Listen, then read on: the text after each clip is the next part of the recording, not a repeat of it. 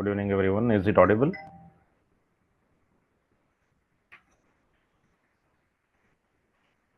Yes, sir. Okay.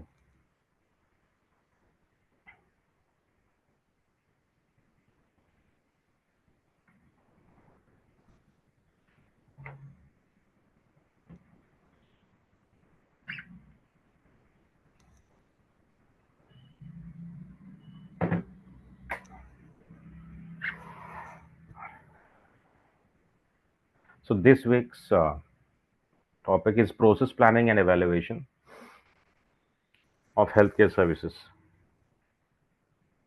Last time we had seen quality, and I was not able to join in the last moment for the last week.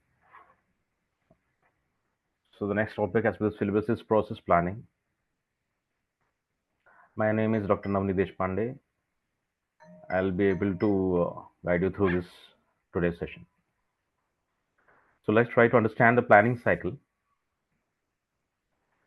So any kind of planning for organizations has to be thought out on the basis of what is required for the organization for tomorrow, and its management has to be done today. So all the aspects of planning will involve a series of activities which requires a thorough understanding of the nitty-gritties of the organizational requirements. The very purpose of why the process planning has to be done is to match because of the existing limited resources and able to overcome some of the problems. So in any organization, the limited are not the resources could be limited in terms of machine, manpower, money, materials, and within the limited resources, one has to mix and match the capabilities of the center in order to overcome the practical problems faced day to day. The second purpose of process planning is to eliminate wasteful expenditure. So the same money can be utilized in a most optimum manner, and you have to reduce the duplication of expenditure. So that's the entire purpose with which process planning is being done. The third one is to develop the best course of action to accomplish the defined objective. So, for instance, a problem may have 3 to 4 solutions, and all the solutions may not be practically possible unless there is a budgeted resource allotted for that. But one of them could be better. So you have to combine 1 or 2 solutions in order to define what can be accomplished within a given span of time based upon the time constraints. So all these three purposes is to optimally use the resources and face the problems which the organization is facing. The second is eliminate wasteful expenditure on also reduce the duplication of expenditure in various departments, and to develop the best course of action and to find out the better means of achieving the goals of the organization. So the promoters of the organization will have a defined vision and objective and goals and the mission. In order to reach them, they have to break down into policies. The policies have to be further broken down into procedures and then practices. And after practices, we have the processes. So the steps in process planning goes something like this. First is to formulate the plan with the concerned experts calling from all the walks of life, including the stakeholders, be it promoters, be it directors who are organizing various establishing the newer requirements and also compliance heads, and then finally chart out a course of action for execution. And after executing, one has to evaluate it. So planning, formulation, execution, and evaluation are normally the 3 steps which happens in any organization, and especially in service organizations, it should happen more frequently. Even not only for the newer organizations, but those organizations which have been there in the market for several years. Then let's try to define planning, the process of setting the goals, developing the strategies, and outlining the tasks and schedules to accomplish the goals. So strategies is nothing but how to beat the competitor, how to become better than the competitor, how to make better revenue generation, and strategies may involve how to accomplish a particular set of objectives in terms of standardization or certification of not only national level but also global levels. So these strategies have to be chalked out in advance so that the entire management reflects the mission and vision of the promoters of the organization. So planning can be done by the CEO, it can be done by managing director, it could be done by group of managers or vice presidents of not only a respective stream or specialization, but all of them put together. And at the national level, what national development planning constitutes is it should be always continuous. It cannot have breaks. It should be systematic. It should be coordinated for the investigation of resources of a country in programs aimed at achieving the most rapid economic and social development. So, at a macroscopic level, we can have something which is very well coordinated from all the, you can say, ministries and all the parts of the government. So national development planning, in accordance with which every organization also tries to get itself conversant with what's happening around as far as compliance issues are concerned. So in case of healthcare planning, we see it as an orderly process internally at the micro level. We have to define what are the community health problems. So you have to consider one problem at a time. So defining the health problems of the community, identifying the unmet needs. So there could be scarce needs in some areas. There could be scarcity of water in other areas. Hygiene could be a scarcity.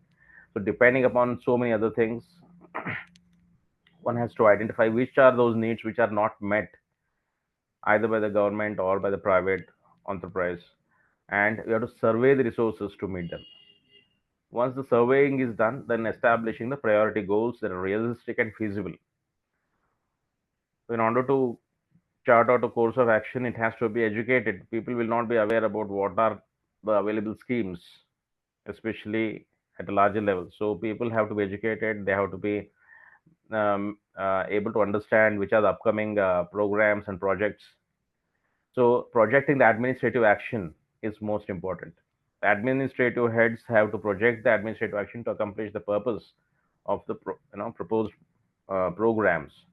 So the programs could be short-term programs or it could be long-term programs. But the orderly process of defining the community health problems, surveying the resources, and projecting the administrative action makes sure that the planning is coherent and congruent with what is being told as far as goals of either the state government or the central government as far as health is concerned. So little bit the blocks have gone here and there, but then you can see at the top you'll have identify the health problem or the situation around. What are the top priorities one has to attach with? The goals have to be defined. Then specify the objectives. The objectives could be three or four, not many, over a period of time in a particular set of specialization. Then assessment and allocation of workout resources have to be done, and then planning and programming, like how long the program is going to be achieved, whether inside the hospital or outside the hospital. The planning and programming has to be happening. Then implementation, who has to implement it, at what levels it has to be implemented, whether it is at this in the city, at the district level, at the taluka level, or rural level. And once the implementation plan is chalked out, then monitoring and implementation is done. Finally, the coordination has to happen, and even beyond coordination comes the evaluation, that what all people are doing, is it falling in line with what has been charted out. So it requires replanning. So planning cycle contains a continuous process. It is endless. It is not, because it's a priority of the government and even of the public sector in order to continuously plan, program, evaluate, monitor, control, coordinate, evaluate, replan, and it goes on and on. So it is a cycle basically. In this cycle, first of all, one has to understand who are we dedicated ourselves to. So we have to engage with the stakeholders. We have to identify the determinants. Okay, what are the parameters? Who are the stakeholders who have to achieve these goals? Who are the ones who can execute all these things and assess the risks and benefits while doing it? So, what are the risks versus what are the benefits of planning and achieving certain specific goals? Like, instance, a certain district hospital requires additional number of beds. So it may not be available suddenly. It may require budgeting. It has to go through particular ministries, and the ministry has to allocate. Then it has to be given, distributed, and whether it has reached the appropriate hospitals. All those things are there. Okay. Then appraise the intervention options. So whatever developments have recently happened, whether it is enough or it is required more, the appraisal has to be done as far as resources are concerned. Then decide the portfolios. So a specific set of portfolios have to be created. What are the prominent ones to be established in particular district headquarters, and then finally implement those things and review it. So it is an ongoing process of engagement with the stakeholders, whether the people who have been in, at the top as experts, they have been able to decide and dedicate all the resources, men, material, machine, money, manpower, in order to identify these methods of engaging with all the stakeholders, so that planning process becomes smoother and not staggered over a period of time. Coming to the core components, in order to achieve this process planning, one has to do the process mapping and documentation. This itself requires a lot of time. So if you engage consultants, they may take 6 months in order to give the report of process mapping.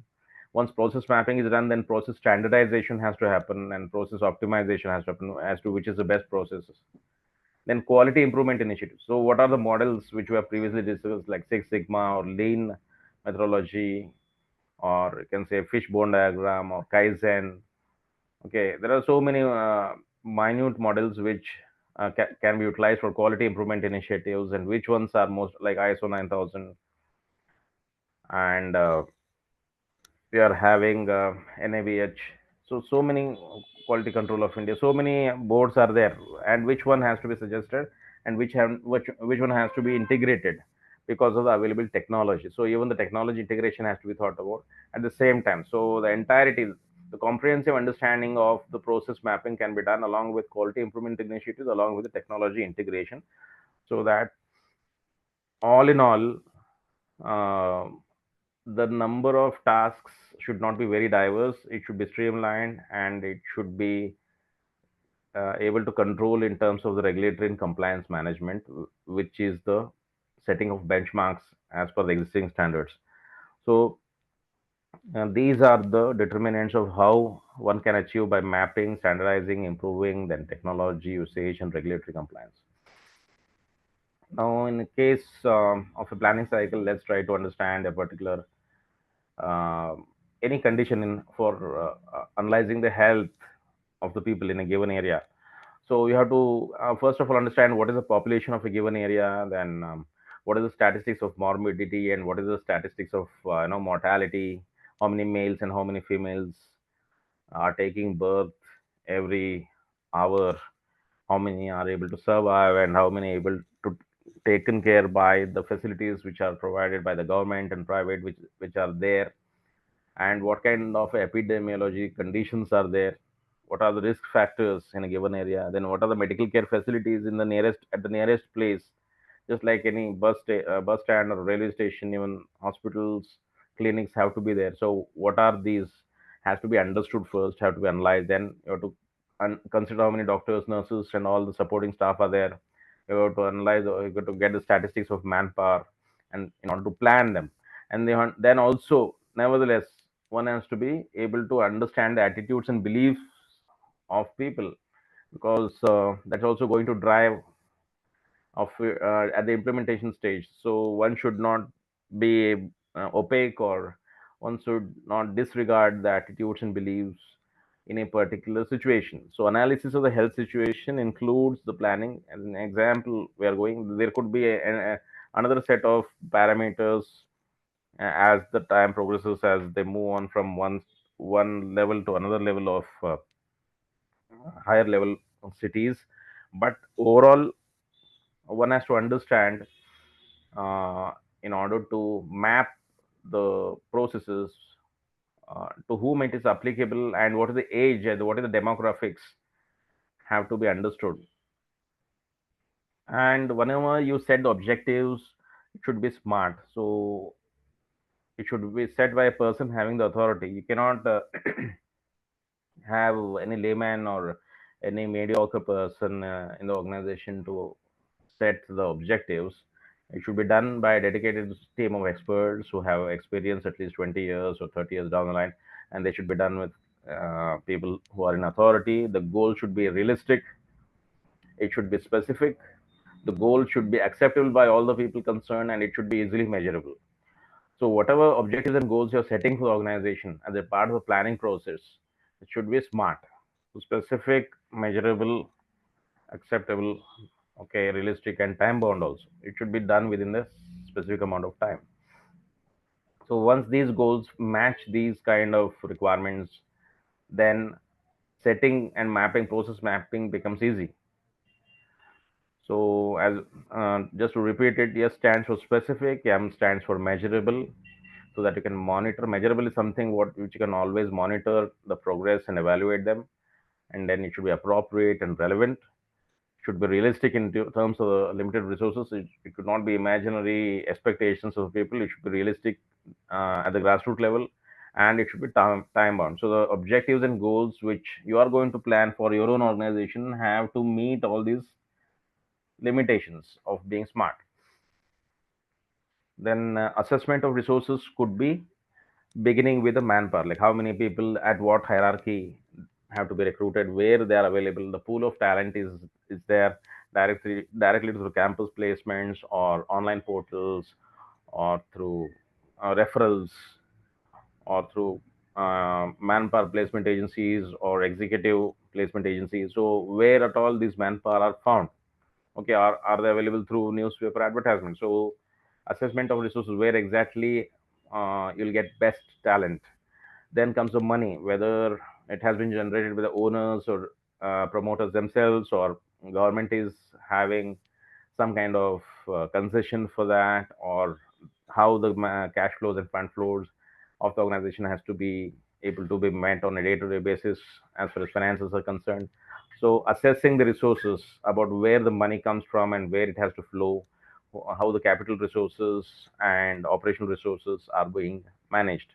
Then comes materials, who are the vendors, whether they are there within can say accessible levels, or reachable in the within the proximity, or they have to be sometimes purchased from far away places.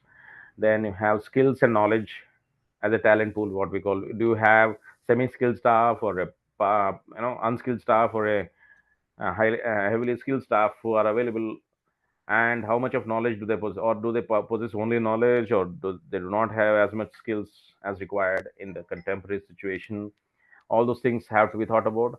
And then technical needs, what are the basis, what is the need of training on them on a real time basis, and how many hours of training of on technicalities has to be given to them. So all these assessment of resources have to be done, so that the first objective of why this process planning and process mapping is being done is understood in a deeper sense.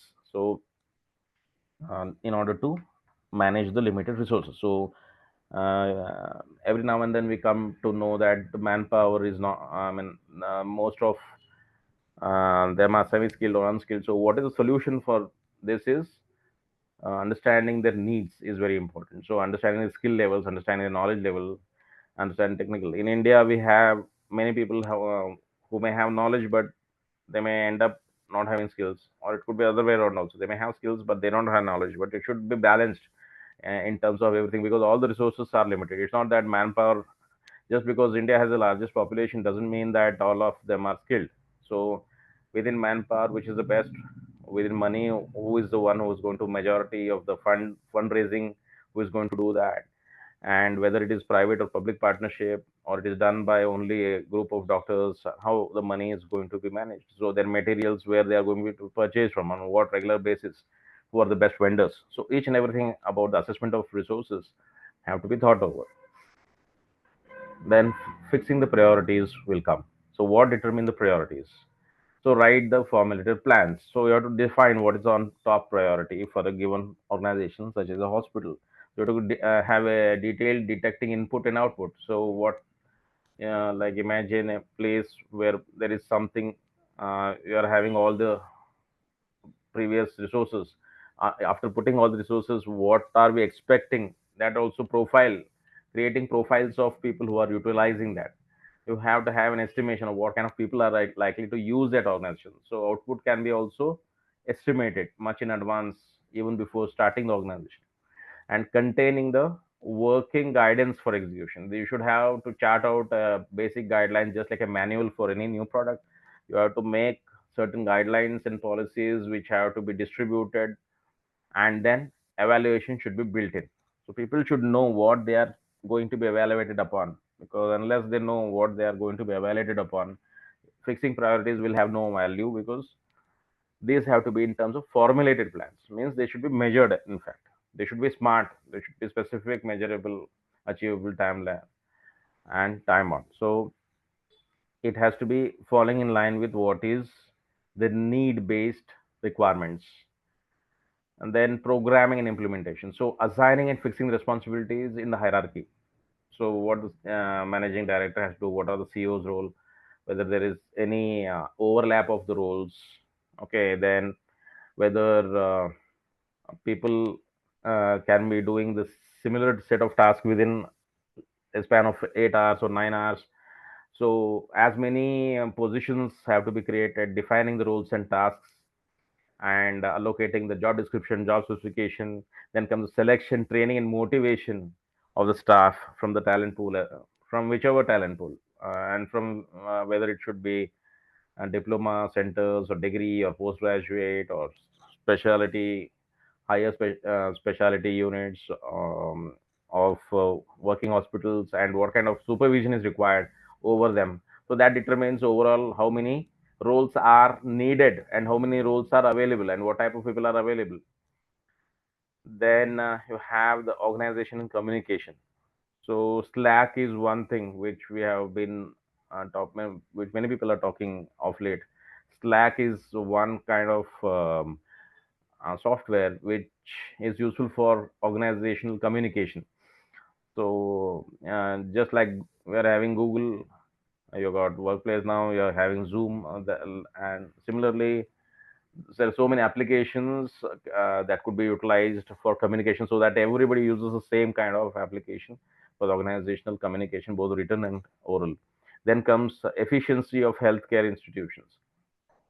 So in what way we can call ourselves as a efficient organization based upon the benchmarks which is there existing in the industry since so many decades. So we should rate ourselves, and rating will be done none other than by the end user themselves. So programming and implementation parts have to be defined in a specific manner, so that finally the end user should be able to witness that a particular set of people are doing rightful things. So everything is systematic and everything is being supported by the supporting staff. So people will not find fatigue or frustration um, during any type of activities. So program and implementation is the crucial stage in which everything is decided and discussed before evaluation. Then comes, of course, monitoring. So just planning is not enough. Planning has to be done, of course, either twice in a year or at least once in a year. But then monitoring is a regular process. It continues the process of observing. People have to observe, and they should record, they should document, they should report on a daily basis. Daily reports are different, weekly reports are different, then monthly reports are different. So one has to see from the project management point of view, and finally evaluate, so measure the degree to which the objectives and targets are fulfilled and quality of results are obtained. So evaluation is done for all things which are set in motion. So now understanding, so far whatever we have seen is nothing but process mapping and flow charting. You might have come across several flow charts. You can do a few of them on your own, if you find yourself creative. So Process mapping is something which you can chart out for both short term and long term. It is a structured approach for documenting, analyzing, and improving the workflows. So, workflow is what we are going to map, and you develop a flow chart. So, the flow chart is respected to the, I mean, the it is concentrated. It focuses around the workflows of people on a day-to-day basis. Like in the morning shift, what one has to do; in afternoon shift, what one has to do. All those things are workflows. So not only for just the supervisor, but middle management, higher management, for every level of position, one has to improve the workflow.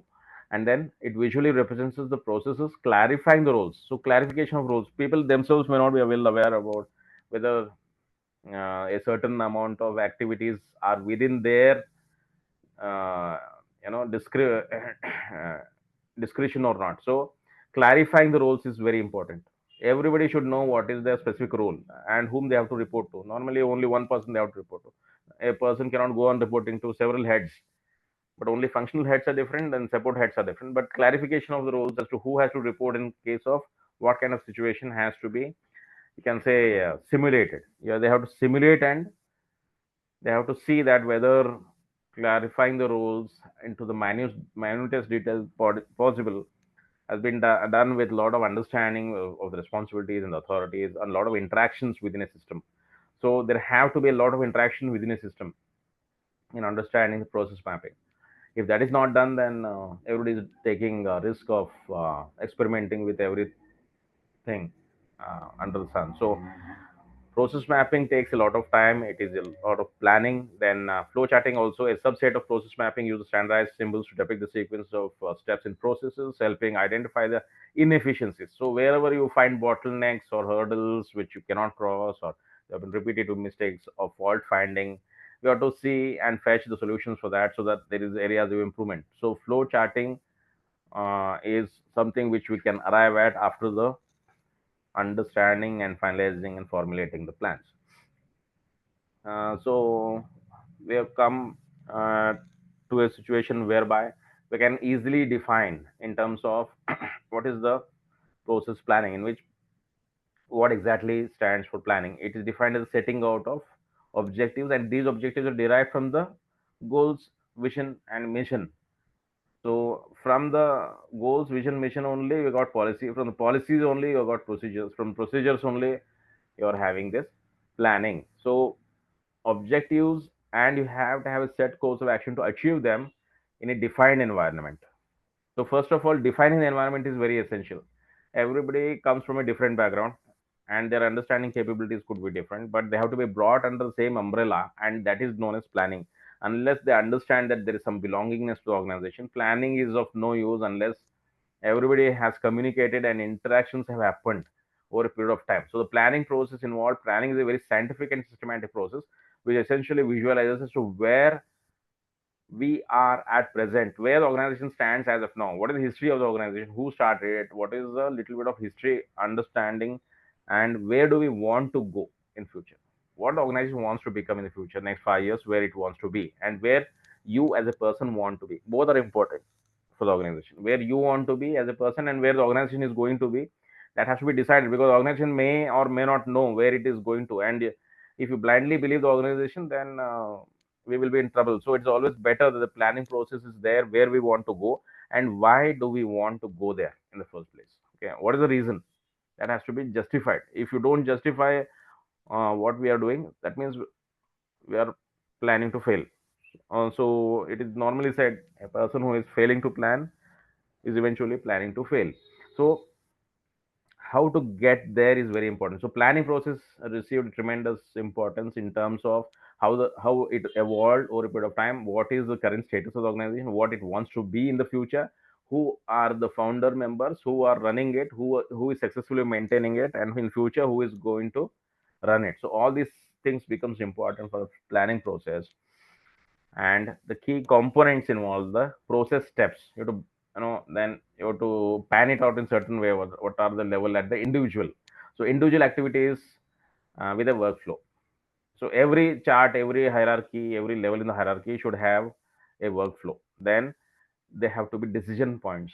So either a circle or a rectangle or a square, which shows you the alternative paths. There are various alternative paths Okay, so after one step is fulfilled, you have to go to next step. After next step is fulfilled, you go to subsequent steps.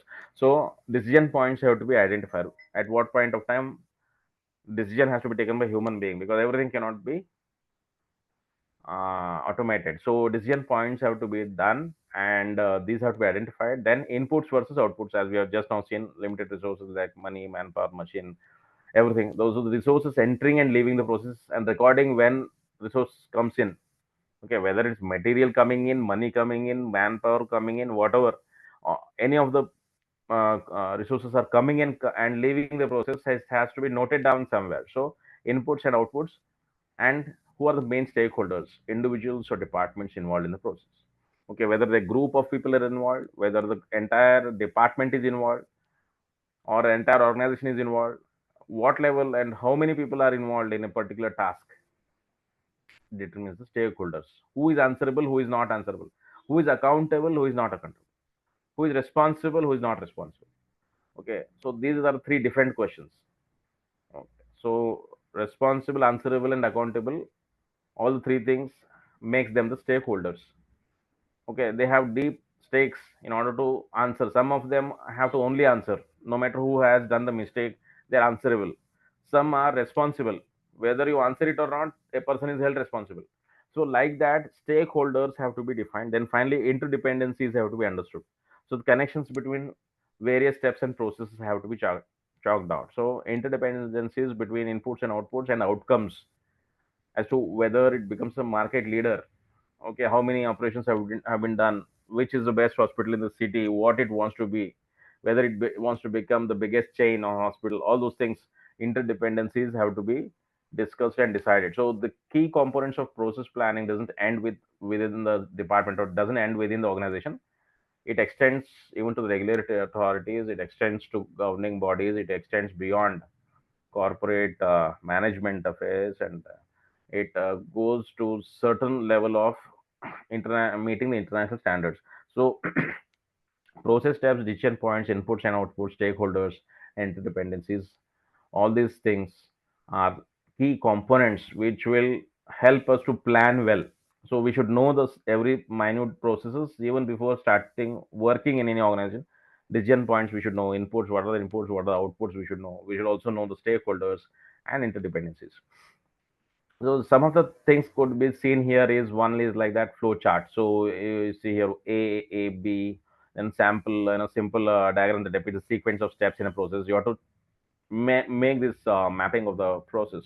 Then we got spaghetti diagram used to visualize the movement within a facility, how a person is moving. Now there are various apps nowadays, like just you Google, where you can track your vehicle where it is as of now, GPS systems, just like that. In a particular building also, one can map throughout the day where this person was moving around. Okay, so every individual, right from the time of entry doing the biometric until the time he goes outside the organization, where all he has been able to move around. So that spaghetti diagram is being quantified here. So this is another type of process maps. Next is swim lane diagram. In this swim lane diagram, you got receptionist on one hand, you got nurse in the between, then you got doctor. Then maps that assign responsibilities of different roles and different departments. If you click them, then you'll know what they have to do for the next step. Okay, if you don't understand how to click here, so in the sense, it should be done in an app. If nurse doesn't know what to do next, then they should be told what to do next. They should not ask the doctor every time, or the doctor need not be there all the time, and the receptionist did not have to worry, because every role in the swim lane diagram they should be able to know on their own. Next comes high level process map. So provide a broad overview of the system or department.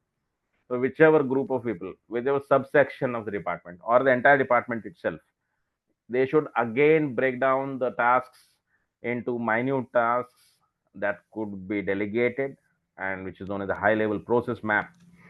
High level process map. Then once this high level process map done, there is known as value stream map. Now, why this value stream map is because you have to identify the value adding and non-value adding activities. Okay, throughout the day, what the guy is going to do, whether he's adding some value in the organization, or he's doing all the multiple tasks which doesn't add any value. So non-value added steps in a process has to be understood. Next is detailed process map has to be offer an in-depth breakdown of complex workflows. So there's always a complex workflow. We cannot eliminate complex workflow, and you have to have an in-depth breakdown. Okay, detailed process map has to be derived out of the main maps. So all these kind of examples of maps have been shown. One is flow chart, spaghetti diagram, criminal diagram, high level process map, value stream map, and detailed process map. So these are some of the process maps one has to do while process planning. So again, understanding this in a simplest way, laying down the premises. That's the scope. What is the scope of all these activities or planning? This defines the general perimeters or the boundaries within which one has to stay in terms of place, time, population, and disease condition. Okay, what one has to play the role in terms of a given place, a given time, a given set of population, for and a given set of disease condition. For example, in a different project, in a remote area, in a rural area, you should know how many people are affected with the disease. That's known as disease condition. What is the risk level? What is the chances that it becomes a contagious disease within next few years, within next few weeks or something like that? So within which the health program being planned, or it will be restricted to. So laying down the premises of the scope is very, very important. If you don't understand the scope, then planning goes haywire. Nobody knows where one is heading to. So step one is laying down the premises. Step two is situational analysis. So relevant demographics. Demographics is nothing but your gender, socio-economic condition, income level, how many people are there in the family, then how far they go to workplace. Demographics also involves uh, kind of positions, what are the roles they are playing, and so many other things. The demographics changes happen, they have to be noted down. Then socio-economic and disease data is obtained and analyzed. So situation analysis has to be done. Next comes resource analysis. So as we all know, the resources are limited. There is not unlimited resource on this earth. We have to invariably know our capacity to manage these resources in an amicable way. So resource analysis has to be done. The first of all, we have started with laying down the premises. First, we have understood the scope, then understand situation, then understand resource. Then data on available resources, health of the current manpower, the money which they are having in order to solve their own problems, then the material which they have is obtained and analyzed. Once you analyze, then planning becomes easy. Then, very, very important from the organizational point of view, SWOT analysis, knowing organizational strength, knowing organizational level weakness, knowing organizational level opportunities, and knowing organizational level threats. So SWOT analysis have to be done. One has to write down whatever one feels or one understands or one perceives what is most important for our own organization. What is most important for our own organization? One can know it. Okay, so one has to write down all those things. Next is ensure the community participation. Okay, it's very, very important because the organization is not somewhere in on the sky. It is very much within the city. It is there as a part of the community. Because of community only it is prospering. So the community participation is very essential. And within the working communities, the working culture has to be understood, whether they are laid back culture, whether they are very active or they are very rigorous. What type of community participation is there? What is the demand of the people surrounding the organization? Because what the organization can give back in terms of CSR, in terms of corporate social responsibilities, in case of environmental safety and health issues. So all those things becomes important. So step five is ensuring community participation is very important. Then enunciation of the community needs. So what exactly the organization is there? What's the mission of the organization? Why does it exist? And what kind of solving of the pain points it can offer to the entire society as a whole? So enunciation of community needs have to be understood. Then setting the priorities. So what kind of priorities are there in place? What can the organization give and offer for the betterment of the citizens? So finally, coming to identifying the high risk groups. As we all know, in every condition, in every health issue, there is a high risk group which is pertinent. And high risk groups are those persons who, due to some characteristics, have a much higher chance of being affected by the disease and adverse conditions. So one has to take enough precautions in order to safeguard ourselves. And it's important at this stage to identify who are the high risk persons, whether very old persons or very infants or babies, or based upon what the situation analysis, or identification of community needs so that extra efforts may be directed towards them. Extra effort one has to cater to. Extra kind of care has to be taken. People have to be there in order to take care of them all the time, whether it is very young or very old or those things. This identifying high risk groups is very important. And finally, enunciate the goal. Okay, so setting the goal is becomes a little bit trivial at times. People say, well, how many times you are going to tell what is the goal of the organization about? But then unless you set the goal, nobody knows why the organization exists in the first place. So setting of the goal has to be done. Objectives, indicators have to be there. Targets of the program has to be achieved. So it could be short-term program, like COVID had come. It was a short term. It is not for endlessly solving the same problem over and again, because the immunity and all the doses and booster and what type of precautions one has to do, then it should be generalized.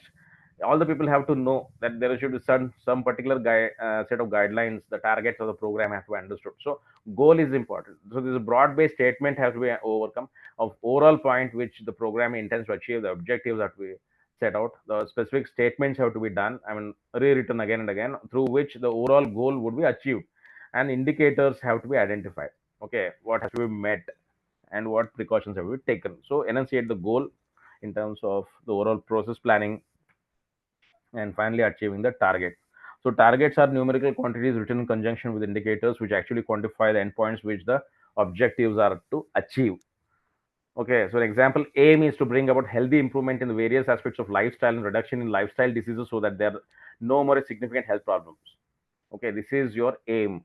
You have to reduce the lifestyle habits or certain aspects. Okay, in order to achieve that target or aim, okay, we have to know what is its objective to ensure that, okay, this, like in case of earlier times, by 31st December 2008, at least 80% of the adults undertake 45 minutes of brisk walk daily. That doesn't mean that we should leave off after 2008. Even in 2025, it may not be 45 minutes of brisk walk. At least 10 minutes of or 15 minutes of brisk walk has to be continued, and at least 5 days a week. So like this, objectives will change over a period of time. That's why it needs to be defined. Something which was good in 2008 may not be good in 2025 because of lifestyle changes which have happened, and various aspects of lifestyle and reduction of lifestyle diseases, like consumption of fast foods, uh, not taking enough precautions for health and hygiene, or not doing exercises and all those things. So targeting is important. Setting the target numerical quantities is important for others to be educated. Otherwise, they will not know where they are in the current contemporary world. Next, indicator. Community members who are undertaking regular aerobic exercises as per the defined criteria of 45 minutes in a day, at least 5 days a week. This is an indicator. Then target is 80% achievement by 31st December is a qualifying target. So what kind of achievement you want to do for a particular kind of, so let us say a morning walk of certain day, or celebrating birthday could be a target. How many birthdays are held in a particular month? So it could be as easy as that, or it could be as complex as how many promotions were done in this year, how many people are joining the organization, how they were received, how many are leaving, how many are separating. Everything is important from all the resources, not just from the point of view of patients per se, but within the organization from the employees' point of view also. Setting the targets becomes more relevant for all the entire set of staff. So again, coming back to the previous thing which we laid out, the enunciating, you have to choose a strategy, draw an action plan, address the issues of accessibility and coverage, how many people are involved in that activity, and organize the manpower, material, and finances. Most importantly, finances. Who is going to give money to organize all those things? So, manpower, material, and finances, and undertaking a pilot run for any kind of activity, especially the ones which are concerned with the patients, and conduct the program. Pilot running the program at a smaller level is most important. Whether it is a project level program or long term program, all these things are important. So, what we have seen as a summary is to create a healthcare process map in which defining the objectives is very crucial, identifying the purpose and scope the process map becomes easy. Identifying the stakeholders of key personnel involved, how many people have to be involved in that entire process mapping is important. Gathering the data, observation of the data, interviewing the staff, whether they like or dislike, or they want to be a part of it, or that the community doesn't want to be a part of that, and review the records to understand the workflows, and then select the mapping technique, choose the appropriate process map, and draft the process map. Use the standardized symbols to visualize where to stop, where to start, where to take decisions, and where to interact with the team. All those things will help to create a process map. Basically, it is planning of every type of processes, including celebrating small successes of the organization, including understanding and overcoming the barriers of the organization, or including targets which they have crossed and they have become better in a way. They should be they should be told to everyone, because the organization may go endlessly in its life cycle. If nobody knows how the organization is good at and what it is good at, in the society also nobody will know, no matter how good the organization is. So understanding and discussing and interacting and deciding through the process mapping becomes crucial. So comes the part now is about evaluation. So what is this evaluation is all about, and who is going to do this evaluation in the first place? So it is defined as a collection and analysis of information to determine the program performance. Okay, how the program was executed. Okay, whether there were any shortfalls, or did they lack any resources, whether funds were lacking, or humans themselves were lacking, or the staff were less, or the time was not there. Some limitations will be there. So understanding how far we have been successful, to what extent we have been able to be able to overcome the limits of performance, or sometimes we have exceeded the expectations of the people also. So it may happen the other way around also. People have been really able to be overcoming their, and you have been set a record in terms of performance. So purpose is to the chief purpose of evaluation is to know the shortcomings, deficiencies, duplicities, etc. in the system. If they are present, suitable corrective action is to be taken. Because basically, evaluation is nothing but how it could be done in a better way next time. So improve the health plans, health programs, health infrastructure, and assist the planners, managers, improve the decision making. Okay, so decision making is very crucial. AI cannot help entirely. AI can bring about some enhancements, but human being is the one who has to finally take a call on what is good and what is bad. AI will give you two responses, which responses you like. Then finally you have to take a call which one you like and which is suitable in your context has to understood. AI cannot understand the context unless you ask them certain question in the beginning. You have to train the AI in a particular way. You have to ask smaller questions in the beginning. You can ask a detailed questions outward. Then later on, it will come up with a purpose. What is purpose of the organization? Where it is heading to? You have to define. As a manager, you will be able to define and evaluate whether the performance of a particular program has been able to achieve what it intended to achieve in the first place while setting up the objectives. So this is the last phase of evaluation, beginning with the setting of objectives in the beginning, and that objectives we started with the procedure started with the policies. Now again below we are having practices, and below practices we have got processes, and below best practices and processes we have got the evaluation, and we have to assess the need for funding. Assess the need for funding, where this fund is going to come from, who are the funders, who are the people who are going to donate, who are going to give concessions, how government is playing its own role, how private people are doing, how many high net worth individuals are contributing, how doctors are getting better funding from which organization. Okay, then venture capitalists, where this exactly funding is coming from. Then to justify the expenditure on the program by demonstrating its worth. Okay, very, very important. To justify the expenditure on the program by demonstrating its worth. Okay, within what is the, like India is known for spending short, even while sending satellites. Also, we are sending the satellites in a fraction of budget of what Americans or other countries are doing. Similarly, for COVID care. Okay, so even our vaccines were also quite affordable. So justify the expenditure on the programs by demonstrating its worth is very important. So how it's applicable, why this process planning and its applications becomes important for all those in our organizations concentrated around healthcare is it will improve the patient flow optimization. We can map the patient journeys. We can see them through admission till the discharge. We can help reduce their waiting times. and we can try to improve the efficiency of our organization. So patient flow optimization can be achieved. Next, clinical workflow improvement has to be done. So identifying the delays and redundancies in clinical processes enhances patient safety and care coordination. So not only patient flow, clinical workflow. Okay. So clinical workflow is nothing but related to our own organization, not just doctors and nurses. Clinical workflow is the entire organization, because nurses and doctors are specialists in, they are handling anyway the patients themselves. But then clinical workflow, all the supporting staff can also identify how much delays are there, redundancies are there in the entire cycle, right from the time of admission till the time of discharge. What in what way the patient safety was enhanced and elevated, and what kind of care coordination was offered. And then resource allocation, ensuring optimal use of personnel. Okay, with multitasking of people nowadays have to do multitasking. Optimal use of personnel, equipment, and facilities. How this equipment, the facilities and equipment should be seen along with the people. You should not treat people differently and equipment. No. So equipment and facilities has to be seen through perspectives of the personnel. So when people tell you about certain things, at least you should consider them at the face level, because equipment and facilities are given as a set in a department to their personnel only. You cannot take personnel separately, then equipment separately, then facilities separately. It cannot happen like that. So resources allocation is has to be seen as far as planning of the operations is concerned. Okay, evaluation, there may be give and take. We cannot deny all these things.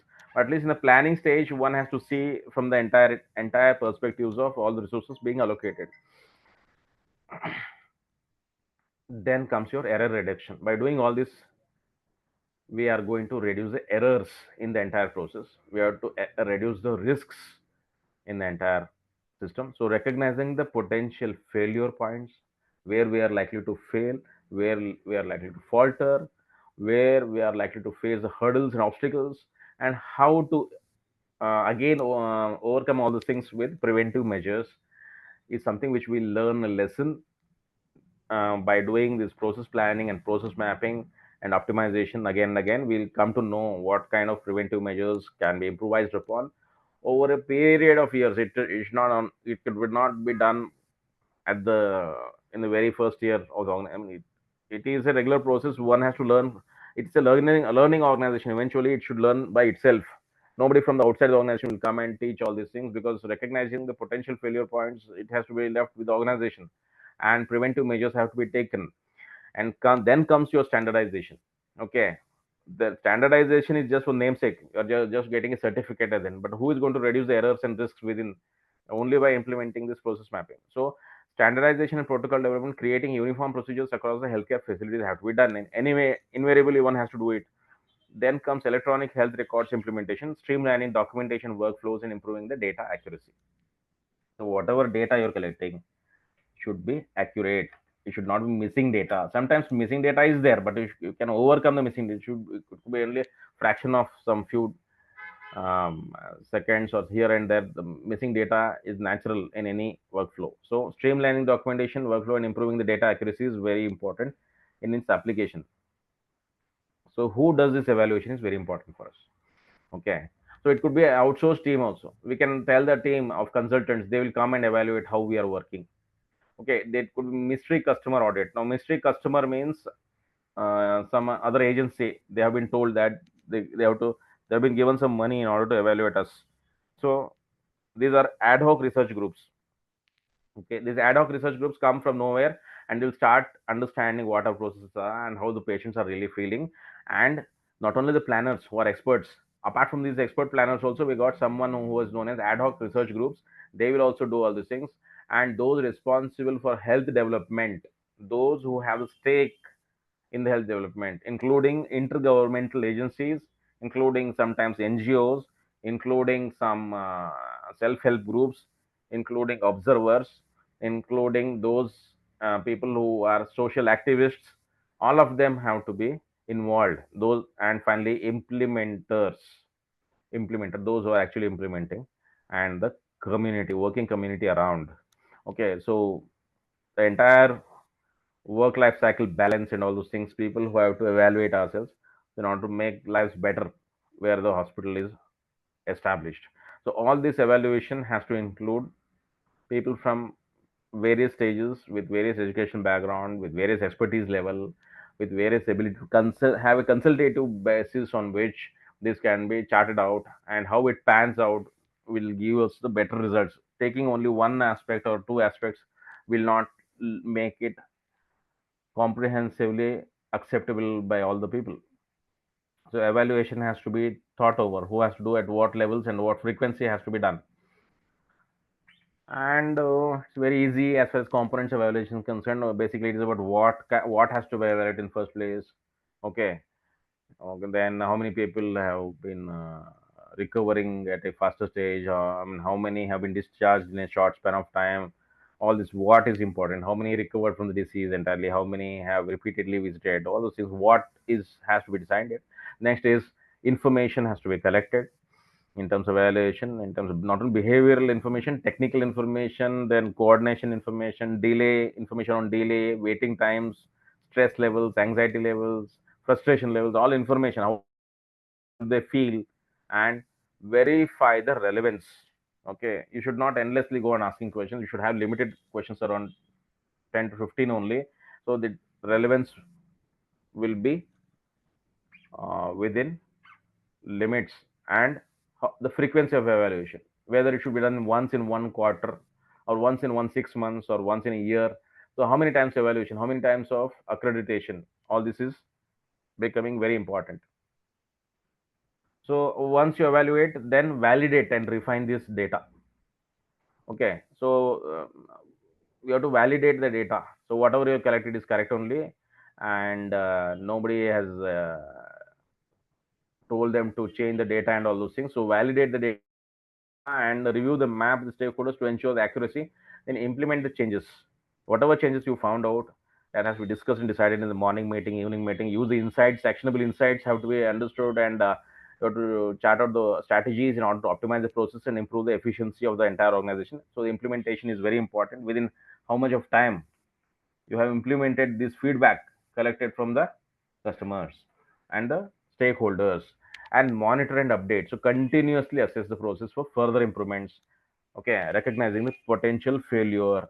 Okay, failure is a natural thing in life. We cannot say that failure happens only when the organization is going to close. Failure is a ongoing process, just like how success is an ongoing process. Failure is also ongoing process. So one has to know where the organization is likely to fail, in which kind of resource, whether they have got less manpower, or they have more funds, or they have got unskilled labor, or they have got too many skilled labor. Okay, but there is shortfall of resources, and what way they got lesser processes, machines are less, or materials are less, or the management is not all that powerful. All these things, which are the potential failures, have to be first of all perceived and estimated, and then take preventive measures so that such a situation does not arise, that suddenly one after another things, like in certain states we come across that suddenly 20 people have faced kind of you know I don't know what to call it. So we should not compare unnecessarily with other things where there is a potential failure. The potential failure erupts suddenly, we don't know what is the reason, so one has to monitor and update continuously. So based upon the types of what process mapping can be done, is one thing is uh, purpose, progress, and components and activities. Evaluation is divided into plan, program, project. Then we can divide these plans into partial plans, or part of the year, or part of the program, then part of the project, or some of the activities during the project. Okay, it depends whether it is a short term. That's what I was telling about, whether it is a short term project, or it's the entire program for 2 years, or it is the initial program when it is planned, whether the organization is of certain stage. First of all, you have to understand what is the stage at which the organization exists. So whether it is a newly established organization, we have separately launched a project within the new program. All these things, these are the typical words based upon the purpose and progress. We can evaluate. It could be time related, it could be done cross sectional also. So process mapping cross sectional means only one time. Longitudinal means you are going to repeat the same thing again and again. So These are the ways in which process mapping and process planning happens, in which planning, programming, and for the project will happen. Sometimes it would be done by partially, and sometimes it could be done only once. That is cross sectional. Only do once only. Okay, one time effort. And evaluation can be done like this, or evaluation can be longitudinal. Okay, but it all depends upon your top leaders in the head of the institutions or head of the organizations which they want to actually draw and derive the entire evaluation patterns. So some people will call just for the namesake, when you want to have certification, then eyewash evaluation, whitewash evaluation, submerge evaluation, that becomes very not required. Nobody will ask all these things. Okay, this once in a while some people have to evaluate. So eyewash evaluation, whitewash evaluation, submerged evaluation were the older types. Will not think, but most importantly is indicators. Okay, one is output indicators. What is the output of doing all this process planning is measures accomplishment of the program objectives. Process indicators measures how the process is carried out, and product indicator measures the outcome of the process. So indicators are something like which can measure over a period of time on a point of 5 or a point of scale of 7. So net promoter score, as we call, net promoter score is patient himself is happy, but whether he will recommend that hospital to another person. Okay, on a point of 7 or on a point of 10, if he puts 9 only, that means he's going to recommend it to somebody else. If he is not happy, then if it's below 9 out of 10, then he is happy, but he will not recommend that hospital to somebody else. So indicator is nothing but you have to understand output indicator, the process indicator, whether he is happy with the process, then product indicator, how the product. So process indicator, product indicator, and output indicator, all these indicators directly, indirectly, they are going to tell you how far customers or patients are happy with the entire set of process mapping which organization has to do internally. Okay, so another is 5 dimensions like relevance. It refers to activities designed to determine whether the program is needed or whether the program is targeting its efforts at the individuals in need. It's also known as need assessment, as we have already told. Whenever there is a need only, we have to understand the relevance. So what problems does the program address? Okay, it could be an ISO 9000 certification, it could be NABA certification, it could be quality circle of India certification. How adequate is the definition of a problem? Okay, the understanding of the dimensions of the problem has to be done. That is known as relevance evaluation. How relevant it is for our context, because everything is not relevant to everyone. Certain dimensions are there which makes it relevant in the current context. So what is the level of need of for services associated with the problem? Okay, what is the level of understanding which our people have to have? What is the level of need for the service associated with the problem? How accurate is the definition of the problem? Okay, then once you define a particular problem, then is a problem program appropriate to the defined problem? Whether are we going to solve the problem, or we are going to just have its symptoms being repaired but not the root cause of the problem? That's why a root cause analysis also has to be seen. And are those identified to be need in services of receiving the program? Okay, are those identified to be in the need of services receiving? Everybody is ready to undergo this certain programs or what? In terms of evaluation, that has to be discussed. So finally comes your little bit of 1 or 2 slides remaining. Progress evaluation refers to efforts made to assess how well the program implementation complies with the program plan. It's also known as implementation evaluation. Are the required personnel, equipment there, financial resources are there in place at times and locations necessary to meet the program needs? Okay, are we capable of understanding the program needs? Then do program activities clearly conform to the original plan? However, whatever has been planned, have we been able to implement it? So we have to aggressively see that repeatedly some amount of progress on a day-to-day basis is there. Are there any unanticipated factors influencing the program implementation? Okay, so are there any unintended consequences which it is leading to unknowingly? So that has to be also suspected. Then are various activities or components of program being provided to all program targets with uniform quality and quantity? So whether all the activities have been, all the details and components have to be told, and everybody knows what's happening around. That's very important.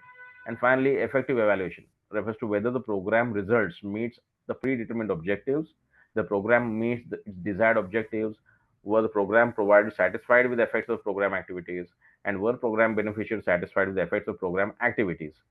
So the outcome has to be evaluated. The problem reduced or eliminated as a result of the program. That's very, very essential. After doing all these things, okay, finally, whether the problem is reduced or eliminated as a result of the program. So that is the effective evaluation of the program. Just undertaking program is not enough. What it means to say is the entire process mapping has to end in evaluation, effective evaluation. Is all it means. So it should be able to meet the stated objectives which was defined in the earlier stages, because it's an ongoing process. Some people may leave in between, some people newcomers are there. We don't know what's happening in the organization. Finally, effective evaluation has to be recorded somewhere and documented so that everybody is on the same stage. So finally, entirely it's about internal validity and external validity. Okay, internally means within the organization it has to be held valid. We have to have all the documents to consider it as valid. And finally, external validity for the stakeholders, especially the regulatory authorities, it has to be validated and it has to be submitted to those respective agencies which are going to standardize and give us the accreditation certification. So all this process mapping and all will be helpful for us in order to achieve the desired standards and a specific understanding of impact evaluation.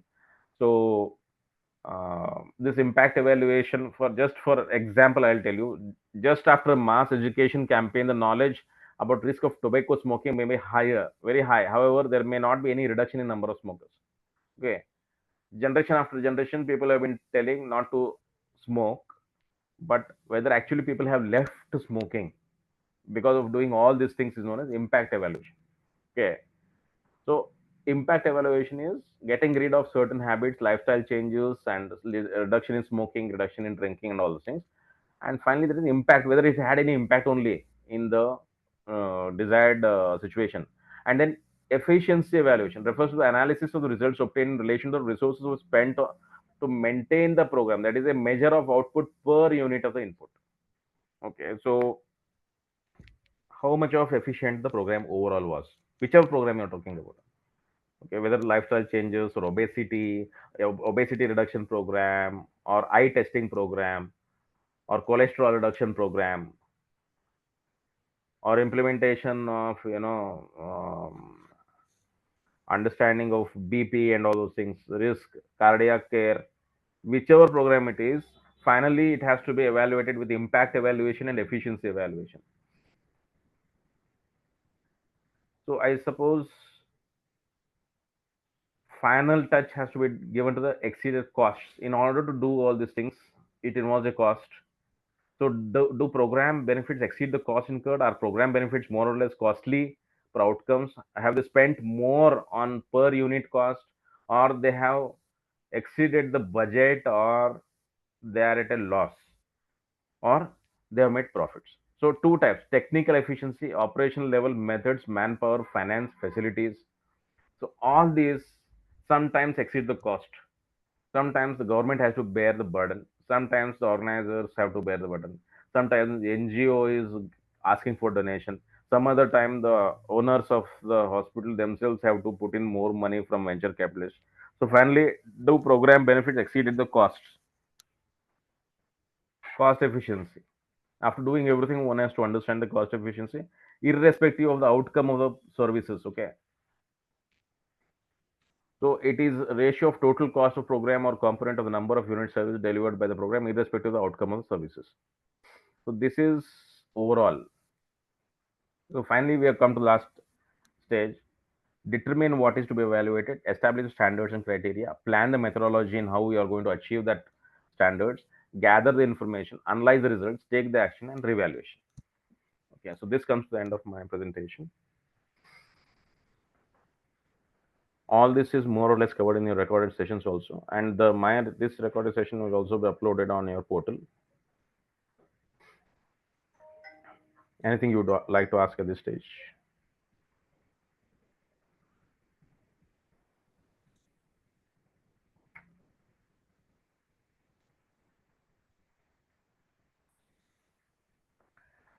Fair enough. So thank you everyone for attending this program.